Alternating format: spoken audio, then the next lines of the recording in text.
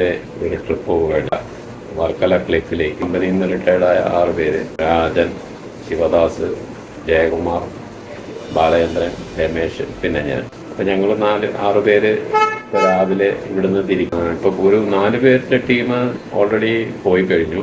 ഇപ്പം ഞാനും ശിവദാസും രാവിലെ 9 മണിക്കാണ് സ്റ്റാർട്ട് ചെയ്യാൻ പോകുന്നത്. കാരണം ശിവദാസിന് രാവിലെ ഒരു പരിപാടി ഉണ്ട്, അപ്പോൾ അത് കഴിഞ്ഞിട്ട് വേണം വരുന്നത്. അപ്പം ഞങ്ങൾ രണ്ടുപേരും സെപ്പറേറ്റായിട്ടാണ് പോകുന്നത്. എന്നിട്ട് ഞങ്ങൾ അവിടെ വർക്കലയിൽ വെച്ച് അവരുമായിട്ട് മീറ്റ് ചെയ്യും. ഇന്ന് അവിടെ സ്റ്റേ ആണ്.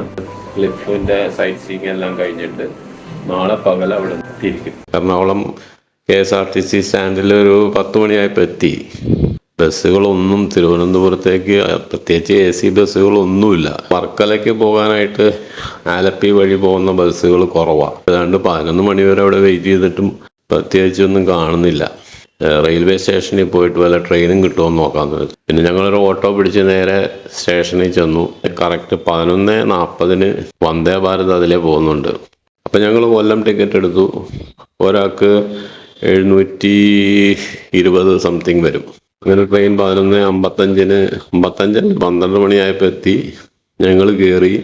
അപ്പോൾ ഫുഡും അതിൻ്റെ അകത്ത് തന്നെ കിട്ടി. ഫുഡ് വെജിറ്റബിൾ ബിരിയാണിയാണ്. അങ്ങനെ വെജ് ബിരിയാണി വന്നു. ഏറ്റവും എടുത്തു പറയേണ്ടത് എന്താണെന്ന് വെച്ച് കഴിഞ്ഞാൽ 12 മണിക്ക് എടുത്ത ട്രെയിൻ കൊല്ലത്ത് കൃത്യം 1:55 ആയപ്പോൾ ഞങ്ങൾ ഇറങ്ങി. അതായത് 2 മണിക്കൂർ പോലും തികച്ചില്ല അതിനു മുമ്പ് കൊല്ലത്ത് ഇറങ്ങി. അപ്പം ഇതൊക്കെയാണ് വന്ദേ ഭാരതിൻ്റെ ഒരു ഗുണം.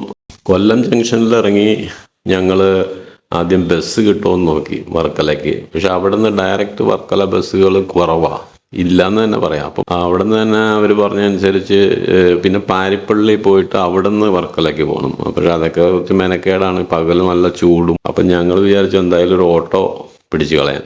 അങ്ങനെ ഞങ്ങളൊരു ഓട്ടോക്കാരനെ ചെന്നു. അപ്പോൾ പുള്ളി ആദ്യം 850 പറഞ്ഞു. 26 കിലോമീറ്റർ ഉണ്ട്, 850 റുപ്പീസ് ഇപ്പം വേണമെന്ന് പറഞ്ഞു. അപ്പം ഞങ്ങളൊന്ന് തർക്കിച്ച് ബാർഗൈൻ ചെയ്ത് അവസാനം 750 നെഗോഷിയേറ്റ് ചെയ്തു പുള്ളി. എന്നിട്ട് ഞങ്ങളെ കൊണ്ടുപോയി. അപ്പോൾ അത് ഏറ്റവും എടുത്തു പറയേണ്ട അദ്ദേഹത്തിൻ്റെ ആ ഒരു പെരുമാറ്റമാണ്. അങ്ങനെ പോകുന്ന വഴി കംപ്ലീറ്റ് ഈ വർക്കലയെ പറ്റിയും ക്ലിഫിനെ പറ്റിയും അതുപോലെ ഈ പോകുന്ന വഴി കുറച്ച് സൈറ്റ് സീയിങ് ഒക്കെ ഉണ്ട്. അപ്പം അതെല്ലാം ഞങ്ങളെ കാണിച്ച് സ്ലോ ഡൗൺ ചെയ്ത് അത് കാണിച്ചു തരും. ഇങ്ങനെയൊക്കെ വളരെ നല്ലൊരു യാത്രയായിരുന്നു അയാളുമായിട്ട് ആ ഓട്ടോറിക്ഷയിലുള്ള യാത്ര. അതുപോലെ പറഞ്ഞ പോലെ തന്നെ അദ്ദേഹം കൃത്യമായിട്ട് ആ വർക്കല ക്ലിഫിന്റെ പാർക്കിങ്ങിൽ കൊണ്ട് നിർത്തി. ഞങ്ങൾ അദ്ദേഹത്തിൻ്റെ അടുത്ത് താങ്ക്സ് ഒക്കെ പറഞ്ഞ് നല്ല പെരുമാറ്റമാണെന്നൊക്കെ പറഞ്ഞാൽ പുള്ളീനെ ഭയങ്കരമായിട്ട് അപ്രീഷിയേറ്റ് ചെയ്ത് കൃത്യമായിട്ട് പൈസയും ഒക്കെ കൊടുത്ത് പിരിഞ്ഞു. ഏകദേശം 3 മണിയോടുകൂടി ഞങ്ങൾ ഹോസ്റ്റലിലെത്തി. ഞങ്ങൾ ലേറ്റായിട്ട് വന്നതുകൊണ്ട് ഞങ്ങൾക്ക് പ്രത്യേകിച്ച് ചെക്ക് ഇൻ പ്രൊസീജിയർ ഉണ്ടായിരുന്നു. അവിടെ സ്കാനിങ് ഒക്കെ ഉണ്ട് നമ്മുടെ ഡീറ്റെയിൽസ്. അപ്പോൾ അതെല്ലാം ചെയ്തു. അപ്പോൾ അവിടെ ഒരു അന്തേവാസി താഴെ കിടപ്പുണ്ടായിരുന്നു. അവൻ അവിടുത്തെ സ്ഥിരം ആളാണെന്ന് കാണുമ്പോൾ തന്നെ അറിയാം. നമ്മളെയൊക്കെ കാണുമ്പോഴും വളരെ ഫ്രണ്ട്ലിയാണ് ആള്. അവിടെ ചെല്ലുമ്പോൾ ബാക്കി 4 പേരും അവിടെ റൂമിനകത്തുണ്ടായിരുന്നു. അതിനുശേഷം പിന്നെ പുറത്തേക്ക് ഇറങ്ങാൻ പോകുമ്പോഴാണ് സർപ്രൈസ് ആയിട്ട് പ്രവീൺ കയറി വരുന്നത്. ഇനിയിപ്പോൾ ഇവിടുന്ന് ഞങ്ങളൊന്ന് ഫ്രഷ് ആയി കഴിഞ്ഞിട്ട് ഇവിടുന്ന് 4 പേര് രാവിലെ എത്തി. അവര് ഓൾറെഡി ബീച്ചിലൊക്കെ പോയി ഇതായി. ഞങ്ങൾ 3 പേര്, ഞാൻ, ശിവദാസ്, പ്രവീൺ, ഞങ്ങൾ 3 പേര് ഇപ്പോൾ വന്നിട്ട് ഇപ്പോൾ ഒരു 15 മിനിറ്റായി. ഇനിയിപ്പോൾ ഞങ്ങൾ ഇവിടെ നിന്നൊക്കെ ഒന്ന് ഫ്രഷായി ബീച്ചിലേക്ക് പോകും.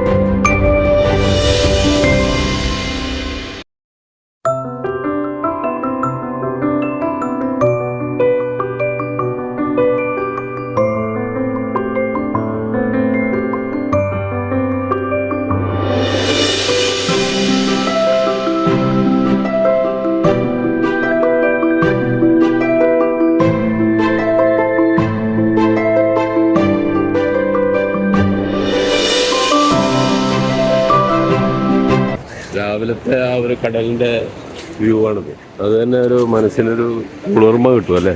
വലിയ വലിയ വലിയ തണുപ്പൊന്നുമില്ലെങ്കിലും ഒരു നേരത്തെ കാറ്റടിക്കുന്നുണ്ട് കടലിൽ നിന്ന്. പിന്നെ ഈ രാവിലെ ഉള്ള നടപ്പും ഒരു ഫ്രഷ് ആവും അല്ലേ.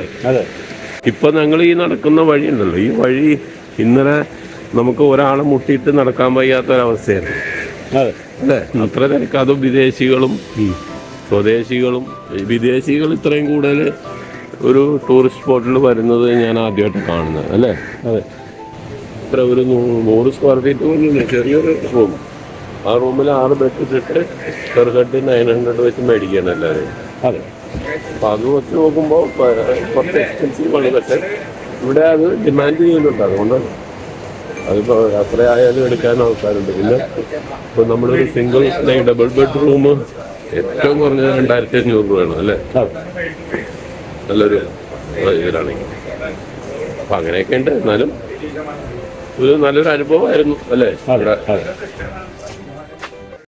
മോർണിംഗ് വാക്ക് കഴിഞ്ഞ് റൂമിലേക്ക് വന്നു. ഇനിയിപ്പോൾ ഒന്ന് ഫ്രഷ് ആവണം എല്ലാവർക്കും. ഫ്രഷ് ആയതിനു ശേഷം നേരെ ചെക്കൗട്ട് ചെയ്തിട്ട് നേരെ പോകുന്ന വഴിക്ക് ഏതെങ്കിലും ഹോട്ടലിൽ നിന്ന് ഭക്ഷണം കഴിച്ച് നേരെ റെയിൽവേ സ്റ്റേഷനിലേക്ക്. റെയിൽവേ സ്റ്റേഷനിൽ നിന്ന് കിട്ടുന്ന ആദ്യത്തെ ട്രെയിനിൽ പോകാമെന്നാണ് വിചാരിക്കുന്നത്.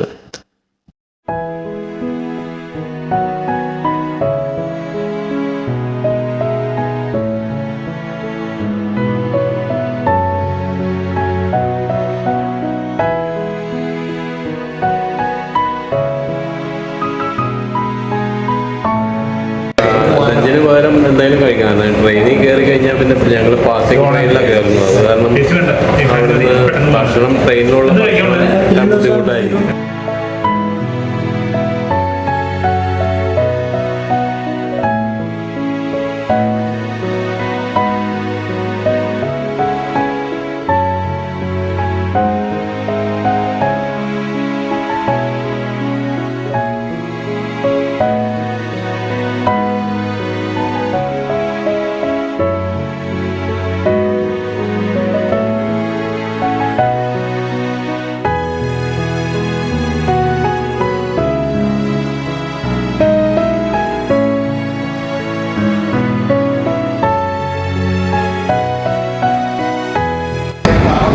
ഞങ്ങളുടെ ട്രെയിൻ ഡേ വന്നുകൊണ്ടിരിക്കുകയാണ് കേട്ടോ. ഇതിലാണ് പോകുന്നത്. പൂനെക്ക് പോകുന്ന ട്രെയിനാണ്. ഇതിലാണ് ഞങ്ങൾ റിസർവേഷൻ എടുത്തു. പക്ഷെ സീറ്റ് ഈ പറഞ്ഞ പോലെ സീറ്റ് നമ്പറൊന്നുമില്ല. പക്ഷേ അതിൻ്റെ അകത്ത് കയറിയിട്ട് അഡീഷണൽ ചാർജ് കൊടുത്താൽ മതി എന്നാണ് എടുത്തപ്പോൾ പറഞ്ഞത്. ട്രെയിൻ ഡേ വന്നുകൊണ്ടിരിക്കുകയാണ്.